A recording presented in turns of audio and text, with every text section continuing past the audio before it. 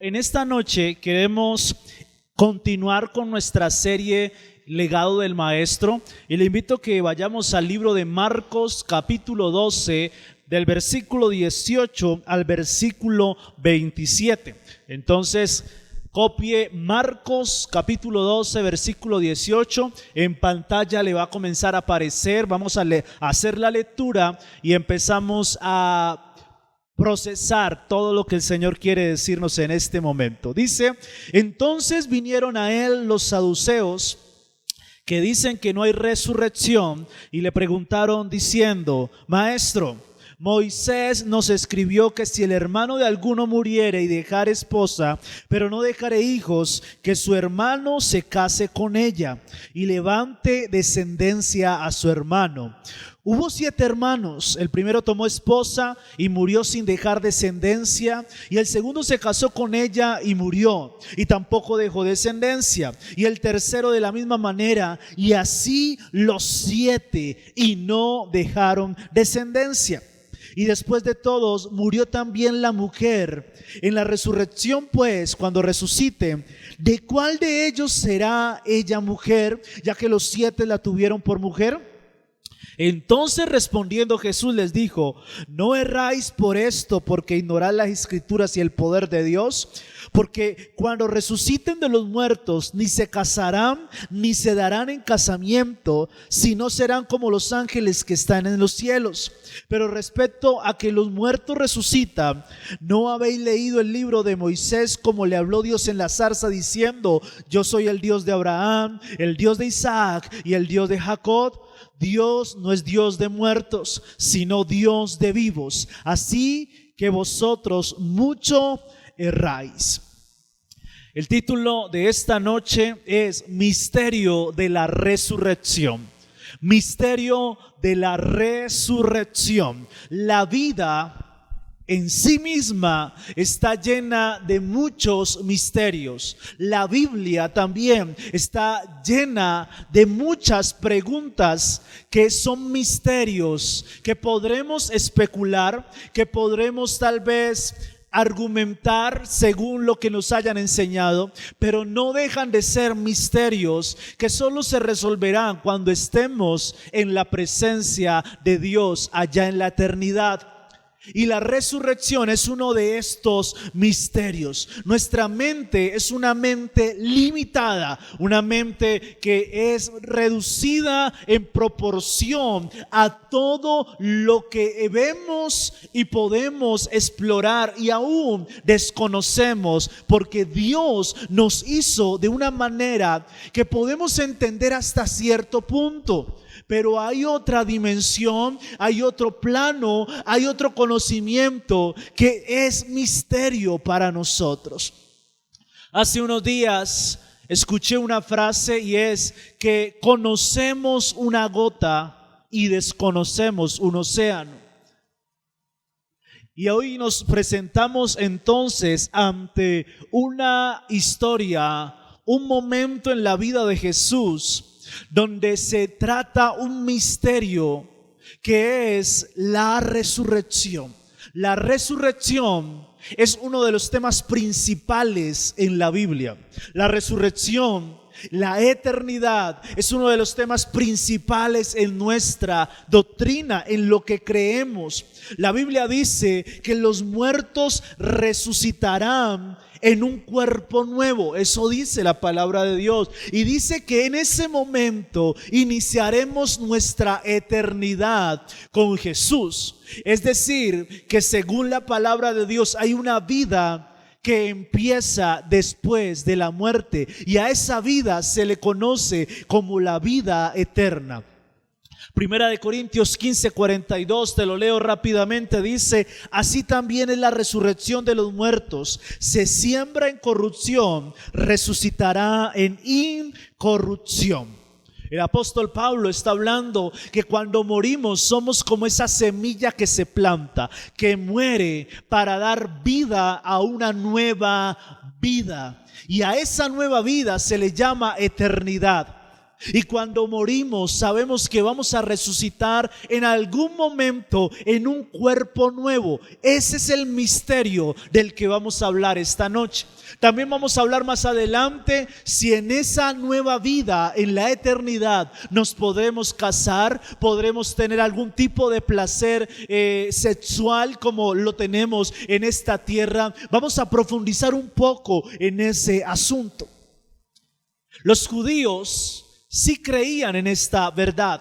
Los judíos creían por la palabra de Dios que tendremos una vida después de la muerte, una vida eterna, y que seremos levantados de entre los muertos y resucitaremos para estar en una vida gloriosa con nuestro Señor Jesús. De hecho, la hermana de Lázaro, Marta, le dijo a Jesús: yo creo que mi hermano resucitará, pero en el día postrero. Ella se estaba refiriendo a esa creencia judía, como lo creemos nosotros, de una verdad, y es el misterio de la resurrección. ¿Por qué le digo misterio? Porque aunque tenemos mucho conocimiento, nuestra mente está limitada al conocimiento amplio y profundo que tiene esta verdad. Pero había un grupo de personas que no creían en esto. Los judíos no tenían problema, ellos creían en la resurrección, en la vida después de la muerte. Pero el grupo de los saduceos era un grupo de estudiosos, era un grupo de gente pensante, era un grupo de gente filosófica que todo lo razonaba, y ellos decían que la resurrección no era algo posible. Y es en este momento entonces que los saduceos, los que no creen en esta verdad, llegan delante de Jesús. Por si no lo sabías, estamos estudiando ya la última semana del ministerio público de Jesús. Y es en esta última semana, estamos más o menos en el día miércoles, ese miércoles santo, estamos justo en ese día. Llegan los saduceos para buscar un tema para discutir y hallar algún tipo de error en su doctrina y acusarlo, arrestarlo y matarlo. Jesús ya se había vuelto un problema público, político y religioso, y estaban buscando cualquier tema para acusarlo, para arrestarlo y para llevarlo a la muerte. Y en este momento entonces que llegan los saduceos y le hacen una pregunta acerca de la resurrección. No porque ellos creían en ella, sino porque querían tener un tema para pelear. Por eso dice el versículo 18, léalo conmigo. Versículo 18 dice: entonces vinieron a él los saduceos, que dicen que no hay resurrección, y le preguntaron diciendo, dejémoslo hasta ahí. Ese es el versículo 18. Este es el tercer enfrentamiento que tienen los saduceos, fariseos, escribas, los maestros de la ley y los de Roma con Jesús, buscando la manera de encontrar un error en él, una mala actitud, un motivo para arrestarle. Les recuerdo, la primera confrontación fue acerca de la autoridad. Le dijeron: maestro, ¿tú en qué autoridad, con qué autoridad haces las cosas que haces? Y ahí viene la famosa respuesta que Jesús les dice. Y entonces Jesús los mira y les dice: ¿y Juan con qué autoridad lo hacía? Y ya estudiamos esa parte. La segunda confrontación que vemos ahí en el libro de Marcos es acerca de pagar impuesto al César. Eso lo vimos hace 8 días. Vinieron entonces los herodianos y los fariseos y le dijeron: maestro, tú que eres tan bueno, debemos dar tributo al César, buscando otra manera de pelear. Ahora mandan a los saduceos que no creían en la resurrección, para tratar este tema. Entonces vamos a ver qué dicen los saduceos, qué pregunta le hacen a Jesús. Vamos al versículo 19. Dice: maestro, Moisés nos escribió que si el hermano de alguno muriere y dejare esposa, pero no dejare hijos, que su hermano se case con ella y levante descendencia a su hermano. Versículo 20 dice: hubo 7 hermanos, el primero tomó esposa y murió sin dejar descendencia. Después dice: y el tercero de la misma manera, y así los 7 y no dejaron descendencia. Después dice: y después de todos murió también la mujer. Versículo 23. En la resurrección, pues, cuando resuciten, ¿de cuál de ellos será ella mujer? Ya que los 7 la tuvieron por mujer. Dejemos hasta ahí. Los saduceos no creen en la resurrección y vienen y le plantean a Jesús una situación rara, muy rara. La ley de Moisés permitía y aún exigía que toda mujer viuda que no tuviera hijos, su cuñado debía, por responsabilidad y honra a esa mujer y a esa familia, tomarla por mujer para tener un hijo. Y esto lo hacía la ley de Moisés, lo permitió Dios para ayudar a este tipo de personas que quedaban en una situación muy difícil. Las viudas quedaban sin empleo, quedaban sin descendencia y quedaban sin ningún tipo de ayuda. Dios permite esta ley para protección de los más necesitados.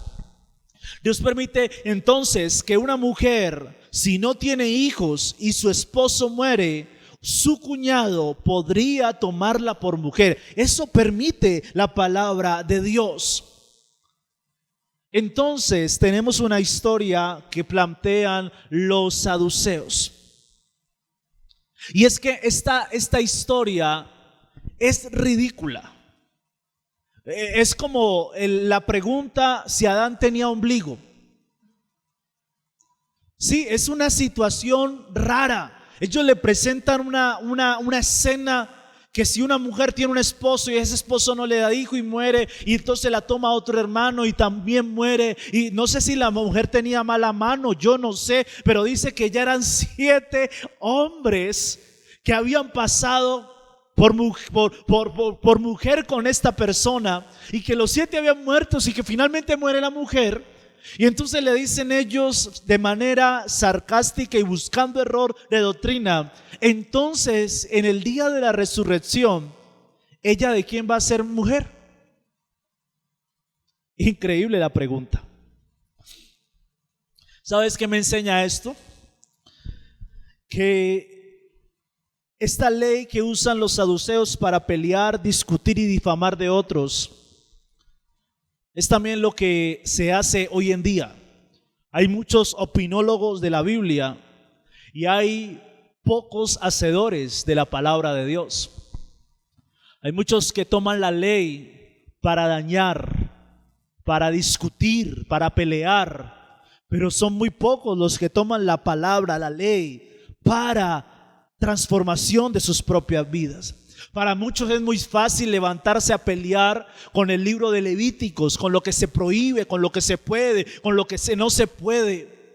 Para muchos es muy fácil colocarse a pelear con la ley, que es verdad y hay que practicarla, que tomar el mensaje de Jesús y ayudar a los más necesitados, que tomar el mensaje de Jesús y amar a nuestros enemigos, que tomar el mensaje de Jesús y bendecir a los que nos maldicen. Para muchos es más fácil pelear con la Biblia que amar con la verdad. Y esto hacían los saduceos, y por eso, no sé si lo tomes como primer punto, es una primera enseñanza. Y hoy te digo que hagas una diferencia, que vivas la palabra de Dios y que no pelees por doctrinas. Porque la gente o el mundo está cansado de ver gente argumentando su posición.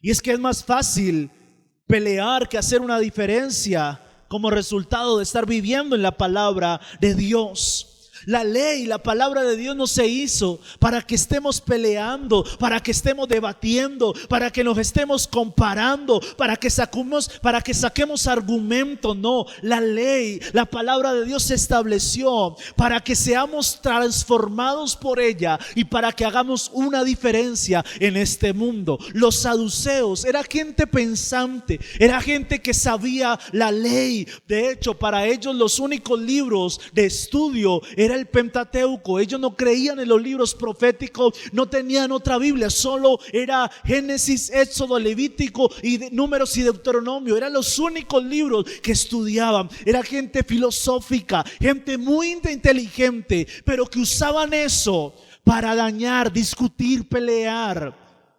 Pero se olvidaban de que la ley, la palabra de Dios está hecha para hacer una diferencia. Hoy estamos dejando muy mal el mensaje de Jesús, destilando veneno con publicaciones, destilando veneno con videos que compartimos, con hipocresía, odio. Yo no sé si has visto, pero en las redes sociales se ve mucho odio, se ve mucha gente que se cree que sabe mucho de la Biblia y con un versículo quieren dañar a muchos, quieren desprestigiar a otros. Se ven muchos saduceos hoy en día todavía, muchos opinólogos de la Biblia, pocos hacedores de ella. Y por eso hoy te enseño, no te prepares para argumentar, no te prepares en la Biblia para debatir, para pelear. No, prepárate para obedecer a Dios y para amar. Prepárate para conocer esa carta de amor que es la palabra de Dios y amar como Dios nos ama. Si tú te estás preparando para que mi vecino sepa cuál es la verdad, para enseñarle a ese cuál es la verdad, no, estás preparándote mal. Óyeme bien, tú no vienes a una iglesia para tener el derecho de juzgar a otros y dañar a otros por lo que saben. No, tú vienes a una iglesia, tú eres parte de una familia cristiana para que muestres el amor de Dios que hay en ti a pesar de las diferencias. ¿Qué actitud tomarías tú si alguien viene y te dice que Dios no existe? ¿Sabes qué haría el cristiano promedio? Le sacaría todos los argumentos para mostrarle que Dios sí existe. Pero son pocos los que hacen de su existencia una muestra de que Dios les ama antes que juzgarlo. Son pocos los que se toman la tarea de mostrar a Dios con su vida antes que argumentar. Si alguien te dice que es homosexual, lo que normalmente sale de nuestro cristianismo arraigado, de nuestra religiosidad que la tenemos tan dentro, es decirle que eso es pecado, decirle que eso es malo, que la Biblia dice esto, aquello, y está bien, eso dice la Biblia. Pero esa persona, antes que argumentos, necesita de un amigo que le muestre la identidad de Dios en su vida. Necesita de un amigo que con esa amistad pueda ser edificado. Sabes, es muy fácil debatir y juzgar y señalar con la ley, pero es más difícil con nuestra vida mostrar la verdad de Dios. Por eso Dios no nos llamó a ganar argumentos, Dios nos llamó a ganar almas. Dios no nos llamó a ganar peleas, Dios nos llamó a ganar personas. Dios no nos llamó a coger a bibliazos a la gente. Dios no nos llamó a con un video querer compartirlo para que otras personas digan: ay, estoy en pecado. No, Dios nos llamó para ganarlos con el arma del amor. Pastor, y entonces la sana doctrina, ¿dónde quedó? No, nadie está discutiendo la sana doctrina. La sana doctrina sigue vigente. El pecado es pecado. Eso es innegable. Hay que vivir en santidad para Dios, pero hay formas de llegar a esas personas y hacerles conocer la verdad. Hace unos días te dije que la cantaleta no cambia a nadie. Hoy te puedo decir que los argumentos y las peleas tampoco cambian a nadie. ¿Sabes por qué hay tanta gente que no quiere ver ni una transmisión, no quiere saber nada de los pastores de las iglesias? Porque muchos con argumentos que han sido verdad, con la ley que es verdad, los han señalado, los han menospreciado, los han rechazado, los han hundido. Y después dicen, para que conozca la palabra de Dios. Los saduceos están colocando un argumento ridículo. El tema de los 7 hermanos es una discusión, perdónenme la expresión, tonta. Pero ellos estaban buscando cualquier tema para que Jesús cayera en esa discusión, formar un alboroto, arrestarlo y llevarlo a la cruz. Versículo 24, vamos a ver entonces qué responde Jesús, porque los saduceos hacen una pregunta tonta. Vamos a ver qué Jesús le responde. Dice versículo 24: entonces respondiendo Jesús les dijo: no erráis por esto, porque ignoráis las escrituras y el poder de Dios. Dejémoslo hasta ahí.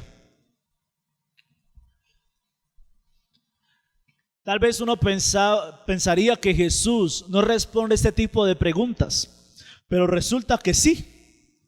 Jesús toma cualquier situación para ser intencional. Eso ya te lo he enseñado. Y aquí lo que Jesús les está diciendo es: la actitud de ustedes me está demostrando que en realidad no conocen lo que han leído. Jesús les está diciendo, en otras palabras, ustedes leen mucho, estudian mucho, pero su actitud me está demostrando que en realidad conocen poco de quien están leyendo. Y tengo 2 pensamientos de grandes hombres de Dios y quiero leértelo para que tú lo escuches y seas ministrado por Dios. Uno de ellos dice: la Biblia es una espada de 2 filos diseñada no para atacar los demás, sino que es como un bisturí que opera y traspasa a quien la lee. Y el otro escritor dice: la Biblia es un espejo que revela tus imperfecciones y te lleva a la cruz. Jesús les está diciendo: ustedes leen, pero no conocen de quién están leyendo. Y según los pensamientos que te acabo de decir, la palabra de Dios, todo conocimiento que adquirimos por Dios, es una espada que no va en la dirección de traspasar a otra persona, sino que va primero en esta dirección. Es como un bisturí de cirujano que primero llega a lo más profundo de mi vida. Después dice otro escritor que la Biblia o la palabra o lo que tú conoces de Dios es como un espejo que debe confrontarte primero y llevarte a la cruz. Yo conozco personas que leen y todo lo que Dios les habla es para el vecino, es para el hijo, es para el esposo, es para fulano, es para fulanito de tal, para mi amigo. La pregunta es: entonces tú eres un santo, eres un ángel, todo lo que lees no te confronta, entonces estás tan bien. ¿Qué haces en esta tierra? Ya te van a salir alitas. ¿Qué haces aquí? Deberías estar en el cielo. Porque la palabra de Dios no la podemos tomar como los saduceos. Por eso Jesús le dice: ustedes están errando, están mal, porque lo que leen, lo que estudian, realmente con su actitud demuestra que no conocen nada. Cuando lees correctamente, cuando estudias correctamente, cuando escuchas una palabra, una prédica correctamente, lejos de querer atacar a otros, te sientes confrontado y esa palabra te lleva a la cruz. Yo sé, hay esposos que escuchan una palabra y lo primero que hacen es: uy, la hubiera escuchado mi esposa, la hubiera escuchado mis hijos, la hubiera escuchado mi amigo. Pero antes de compartir, tú debes ser confrontado, tú debes ser ministrado. Los saduceos señalaban, pero no dejaban que la palabra reflejara sus imperfecciones. Versículo 25, vamos al versículo 25. Jesús sigue hablando y comenzamos ya a introducirnos en el misterio de la resurrección. Dice: porque cuando resuciten de los muertos,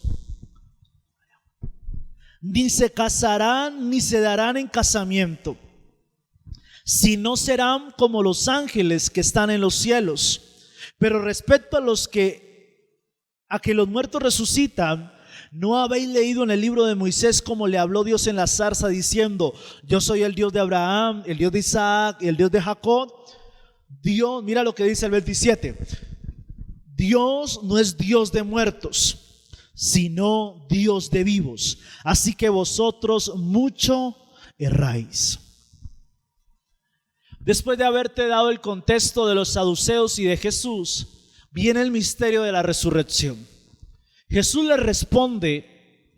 Yo hubiera sido Jesús, no le respondía. Él dice: ¿por qué preguntan bobadas? Pero Jesús se toma el tiempo, se calma y le responde para dejarnos también una enseñanza.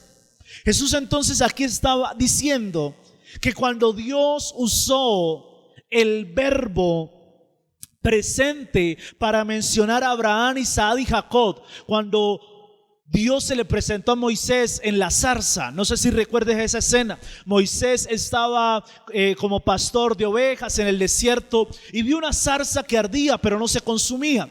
Dice que cuando llegó, Dios le habló y le dijo: yo soy el Dios de Abraham, el Dios de Isaac y el Dios de Jacob. Jesús en esta historia está mencionando, en esta respuesta está mencionando esta historia, y él está diciendo: ¿por qué entonces Dios dijo el Dios de Abraham, el Dios de Isaac y el Dios de Isaac? Aunque habían muerto, Dios habló en verbo presente. Pastor, eso está muy enredado. En otras palabras, aunque sus cuerpos terrenales habían muerto, Dios estaba hablándole a Moisés de estas tres personas como si estuvieran vivas.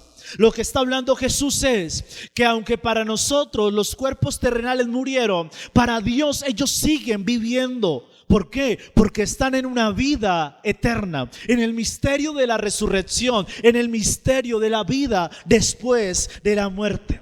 La doctrina de la resurrección te la voy a explicar rápidamente. Es que una vez tú mueres terrenalmente, tu cuerpo vuelve al polvo de la tierra. Ese cuerpo que tú llevas hasta el cementerio, ese cuerpo se va a desintegrar y va a volver al polvo de la tierra. Pero ¿qué pasa con esa persona que muere? Su cuerpo va al polvo de la tierra, pero su alma irá a un lugar de descanso o a un lugar de tormento. Pero no vamos a hablar del lugar de tormento.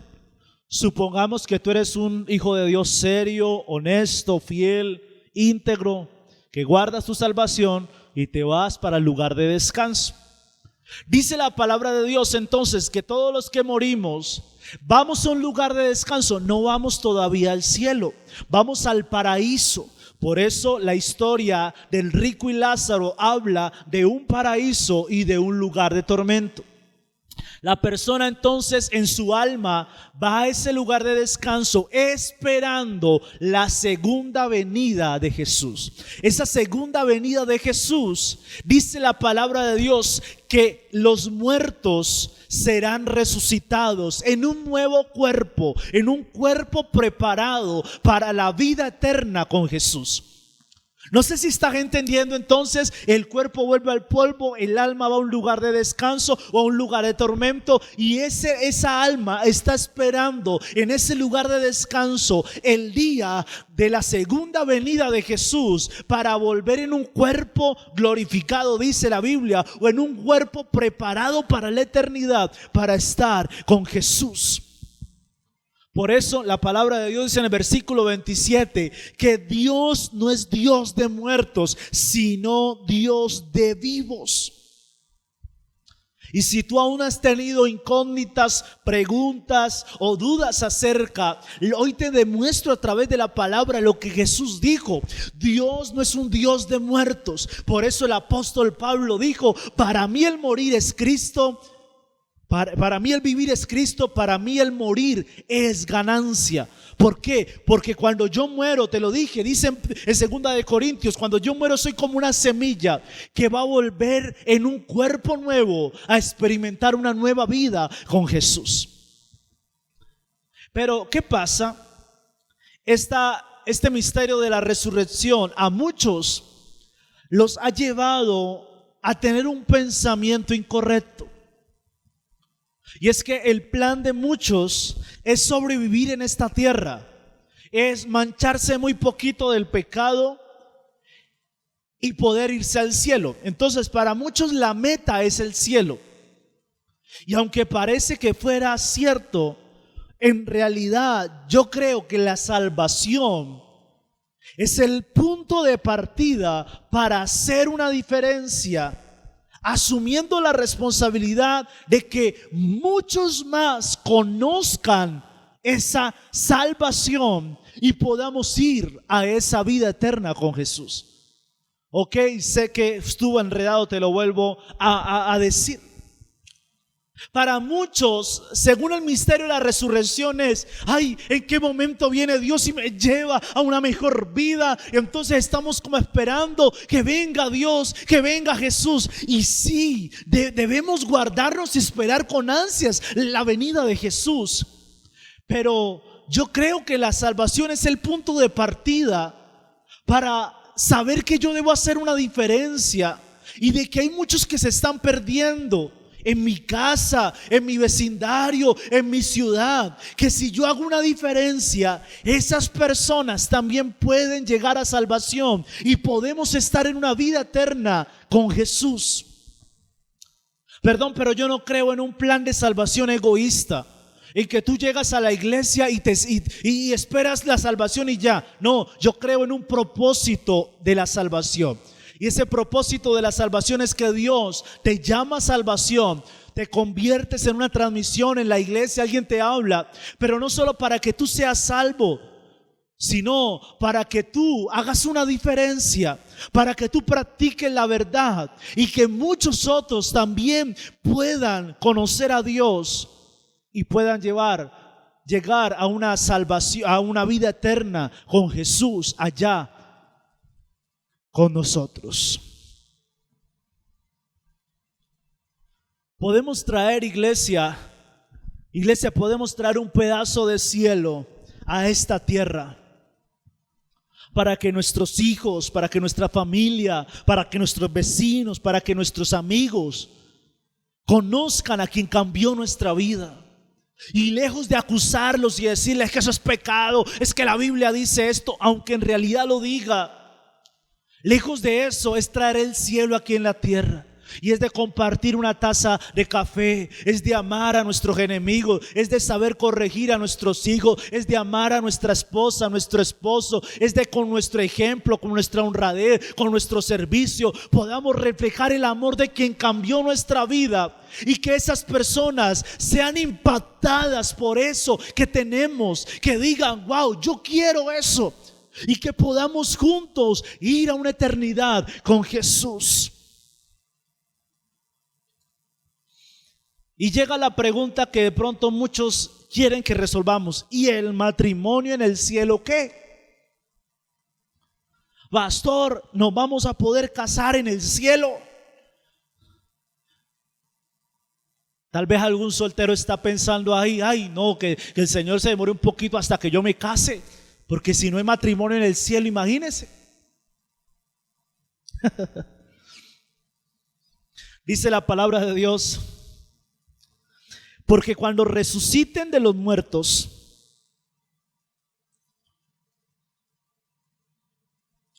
ni se casarán, ni se darán en casamiento, sino serán como los ángeles que están en los cielos.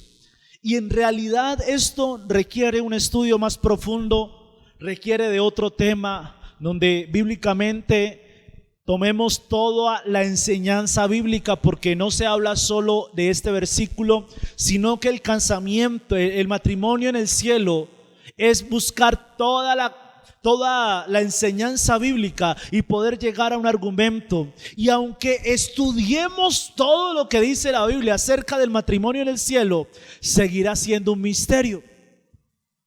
Seguirá siendo algo que nuestra mente limitada tal vez no logre comprender. Hay algunos teólogos estudiosos de la Biblia que dicen que en el cielo nos vamos a poder casar, que vamos a poder estar con nuestra pareja, aunque podremos tener nuestra familia. Hay otros que solo se limitan a este versículo y dicen: no, vamos a ser solo como los ángeles del cielo. Pero hay otros teólogos que dicen que los ángeles del cielo también tienen una distinción y que hay unos que pueden tal vez estar entre sí. Bueno, no quiero profundizar en esto. Lo que sí te puedo decir es que esto es un misterio. Pero si vamos textualmente a este versículo, Jesús no dijo que no habrá matrimonios. Si no vamos textualmente a este versículo, Jesús dijo que no se casarán ni se darán en casamiento. La pregunta es: ¿y qué con los matrimonios que ya estaban constituidos? Como te digo, es un misterio. Recuerda que nuestra mente es limitada. Yo te aconsejo que si no te has casado, te cases. Si no has conseguido pareja, consigas pareja. Si estás muy desesperado, busca la ayuda de Dios. Pero lo que te puedo decir hoy es lo siguiente: que aunque esto es un misterio, hay una verdad inspiradora. Aunque tal vez tu pensamiento es: ¿y yo voy a poder conocer mis hijos? ¿Y yo voy a poder conocer a mi esposo? Y yo sé que hay unos esposos que dicen: ay, ojalá no nos conozcamos. Si llegamos allá, yo no quiero saber nada de esa mujer, yo no quiero saber nada de esos hombres, bastante me la aguanté en la tierra. Ojo con eso. Pero aunque es un misterio, hay una verdad inspiradora, y es que lo que vivimos en esta tierra es una sombra de una mejor realidad eterna. Es decir, que todo lo que vemos, estamos viendo solo una sombra de todo lo bueno que Dios tiene para nosotros. C.S. Lewis dice que así como un niño cree que la mejor experiencia es el chocolate, y que un adulto lo mira y le dice: te falta mucho por vivir, porque hay muchas experiencias más deliciosas en esta tierra. Así somos cuando queremos tomar las cosas de esta tierra para decir: ¿será que en el cielo van a estar? ¿Cómo así? Cuando lleguemos al cielo, iglesia, será una experiencia tan placentera que ni siquiera extrañaremos los mayores placeres de esta tierra. Y ese es el concepto bíblico que te debe inspirar. Y es que en la vida eterna no vas a extrañar nada de esta vida, porque en esa vida eterna, en ese misterio de la resurrección, estaremos tan pero tan felices, complacidos, en plenitud, que ningún deseo de esta tierra llegará a ser más importante que eso. Lo que te espera en esa eternidad con Cristo, iglesia, es tan hermoso que esta tierra no la vas a extrañar. No vas a extrañar esta vida material. De hecho, el apóstol Pablo, se cree que el apóstol Pablo fue arrebatado por Dios y que conoció ese paraíso. Y te invito para que lo estudies. El apóstol Pablo dice: yo conocí a un muchacho que fue arrebatado y conoció las cosas más gloriosas del cielo. Muchos teólogos piensan que está hablando de él mismo. Pero él dice: pero yo trabajo por ustedes y tengo esta encrucijada. Aunque ya conocí el cielo, sé que debo trabajar en esta tierra. porque hay una misión más importante aquí. Entonces tu pregunta no debe ser: ¿y es que voy a poder comer chocolate en el cielo? ¿Y qué pasa con la bandeja paisa? ¿Y será que voy a tomar mi cafecito allá con Jesús? ¿Será que voy a poder ir al cine? ¿Será que voy a tener mi carro? ¿Será que voy a tener a mi esposa, a mi esposo? No, mira, mi hermano, lo que vamos a vivir en esa vida eterna con Jesús será tan espectacular que no vamos a extrañar nada de esta tierra. Por eso yo creo que Jesús respondió de esa manera y dijo: allá no se preocupen si se van a casar o se van a dar por casamiento, allá hay algo mejor, porque Dios es un Dios de vivos. Y habiéndote dado este tema, quisiera orar por ti. Quisiera que oráramos. Y vamos a orar por dos cosas puntuales. Vamos a orar primero para que la palabra de Dios en nosotros sea algo que nos lleve a transformación. De no ser como los saduceos, que solo aprendían conceptos para pelear. Y también quiero orar por una segunda cosa, y es por el propósito de tu salvación. Tú tienes seguro tu salvación, entonces quiero orar para que tomes ese propósito de hacer una diferencia con lo que has aprendido y poder tener la satisfacción de llevar a muchos más a esa vida eterna con Dios.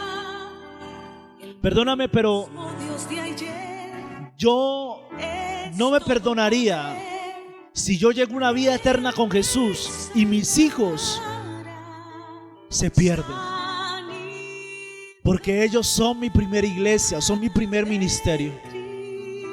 Y por eso, lejos de yo estarles predicando, yo con mi vida les demuestro el amor de Dios, el Dios que me cambió, el Dios que me ha ayudado. Y que tú tengas un propósito en tu salvación hoy. Digas: Señor, yo soy salvo, ahora tomo la responsabilidad de traer ese cielo aquí a la tierra, para que muchos te puedan conocer y puedan llegar también a una vida eterna con Jesús. Y quiero que sueñes hoy. Qué delicioso será, qué rico será y hermoso será cuando lleguemos a esa vida eterna. Y tú puedas estar con tus hijos, con tu esposa, con tu esposo, con tus amigos, que tú veas a tus vecinos, a los compañeros de trabajo, y tú digas: wow, yo llevé el cielo a la tierra y ellos se enamoraron de Dios y hoy están aquí. Quiero que cierres tus ojos, Padre. Perdónanos porque por mucho tiempo nos enseñaron a pelear con tu palabra, a discutir argumentos. Por mucho tiempo solo nos enseñaron que hay que llamar a los demás pecadores. Pero hoy, Padre Celestial, tú nos dices que aunque tu verdad sigue siendo verdad, yo lo primero que debo hacer es amar al pecador, abrazarlo, levantarlo. Dile, Padre Celestial, que tu palabra, que lo que yo escucho, que lo que yo leo, no se convierta solo en una doctrina para pelear, sino que se convierta en algo que transforme mi vida. Padre Celestial, toca el corazón de cada persona que me está escuchando en este momento, y te pido que lo que ellos han aprendido y lo que ellos aprenderán de ti sea para traer el cielo a esta tierra. Padre amado, oramos para asumir el compromiso y la responsabilidad de darle un propósito a esta salvación tan hermosa. Aunque hay muchas cosas que desconocemos en la resurrección, aunque hay muchas cosas que quisiéramos tener una respuesta, pero no la hay. Dile: Señor, mi mayor satisfacción es que en el cielo no voy a tener dolor, no voy a tener enfermedad, nada será, no, todo será bueno en gran manera, y esta tierra no la voy a extrañar. Dile: Padre, pero lo más importante para mí, como conocedor de esa palabra y de esa verdad, es poder llevar a mi familia a esa vida eterna, es poder llevar a mis vecinos, es poder llevar a la gente que amo, Señor. Por eso hoy asumo ese desafío y voy a traer el cielo a esta tierra. Bendigo la vida de cada persona que ha estado, Señor, conectada a esta palabra. Yo declaro cielos abiertos.